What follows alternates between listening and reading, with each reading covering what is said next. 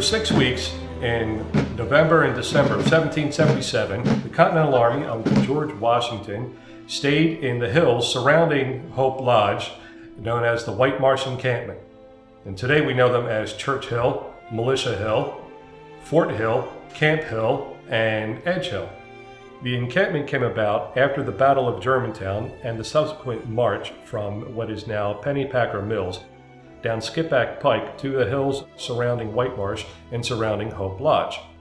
Hope Lodge was the headquarters for Dr. John Cochran, the Surgeon General of the Middle Department, plus 2 of his aides, Drs. Campbell and Draper, and also the home of the West family, William West, and also his nephew known as William West Jr. For the 6 weeks, the Army had a lot of logistical problems. They weren't getting a lot of food. They weren't getting paid.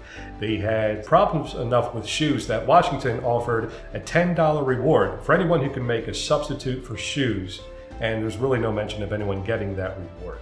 The weather's getting colder. The British are still in Philadelphia. Washington wants to attack the British in Philadelphia. His other generals are saying it's not a good idea. Multiple councils of war have brought this about.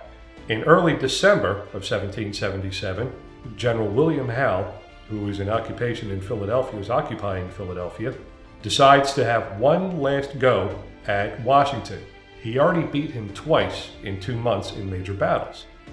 So in early December, Howe and thousands of British forces march up and camp in Chestnut Hill. Fortunately, Washington had advance notice that the British were on their way from several sources. One of the most famous ones is Lydia Darrah. Did she or didn't she know? Who had passed on some information to one of Washington's soldiers/spies, who then got the information to Washington. Washington was ready for him. For 3 days, there was inconclusive skirmishing around the hills of Whitemarsh. First day was in the Flourtown area. Second day was a little back and forth, waiting to see who would move first. And the third day was known as the Battle of Edge Hill. General Howe tries a wide flanking maneuver off to the Continental's left.